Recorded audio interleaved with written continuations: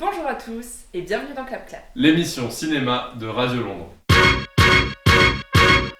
Après le succès d'Yves Saint Laurent en 2014, où il retraçait la vie du célèbre couturier, Jalil Lesper, dont c'est le 4e long métrage, passe pour la première fois devant sa propre caméra avec Iris, où il aborde un genre très nouveau pour lui. Car Iris est avant tout un thriller, et un thriller très réussi, ce qu'il faut souligner parce qu'on parle d'un genre assez mal vu, assez peu proposé en France. Et donc il y a d'emblée une forme d'efficacité qui émane du film.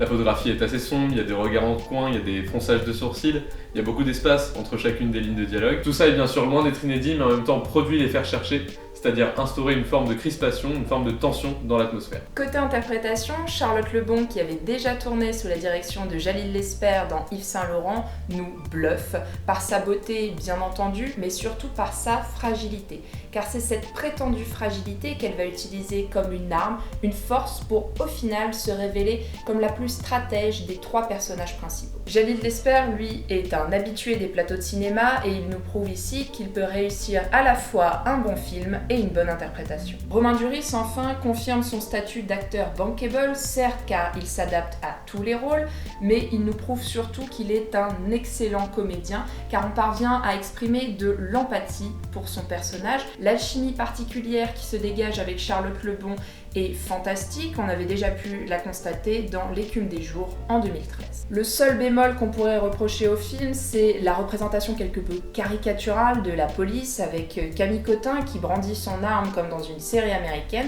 C'est pourtant son personnage qui paradoxalement apparaît comme le plus humain de tous les protagonistes d'Iris. Il y a aussi toute une part du film qui est consacrée à la pratique sadomasochiste et au fétichisme, et Jalil Lesper, le réalisateur, essaye autant que possible de poser un regard assez neutre là-dessus, d'éviter la moralisation. On est vraiment très loin de 50 nuances degrés, où on expliquait forcément ce type de pratique par un trouble subi durant l'enfance. Là, le film essaye de prendre du recul par rapport à ça, et c'est vraiment louable. Et ça débouche aussi sur une très belle scène où l'un des personnages principaux arpente les pièces d'une maison où ce type de pratique a lieu, et on voit ici la référence à Eyes Wide Shut de Kubrick, puisque c'est bien sûr la référence en la matière. En tout cas, c'est assez plaisant de voir qu'on peut sortir d'une lecture caricaturale et n'en faire qu'un ressort parmi d'autres du scénario. Le film présente aussi, et c'est important de le souligner, une atmosphère oppressante avec une photographie pluvieuse mais magnifique de Paris. On voit donc se dégager toute une palette de couleurs froides, ce qui n'est pas sans rappeler Gone Girl de David Fincher, un film avec lequel on ne cesse de multiplier les rapprochements, mais il ne s'agit pas d'une copie car Jalil Lesper arrive à injecter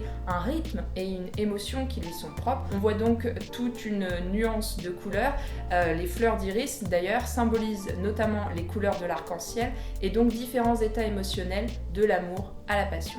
Là où le film est assez fort, c'est aussi dans sa mise en scène du rapport dominant-dominé, qui passe non seulement par la pratique sexuelle, mais aussi par la représentation sociale entre un banquier et son client surendetté. Et soyons clairs, sociologiquement, Iris ne vaut pas grand-chose, mais il fait de l'opposition sociale, certes très binaire, entre ses personnages principaux, un ressort du scénario, jusqu'à ce que les dimensions sexuelles et sociales s'entremêlent. C'est d'ailleurs, sans la révéler ce que dit la fin, que la revanche sociale passe aussi par le sexe, donc c'est une conclusion assez cynique mais en somme cohérente avec le reste du film. Sans être un chef-d'œuvre, Iris est donc un thriller made in France très efficace. Merci beaucoup d'avoir suivi ce Clap Clap sur Iris. Si la vidéo vous a plu, n'hésitez pas à la partager et à vous abonner, c'est vraiment très important pour nous.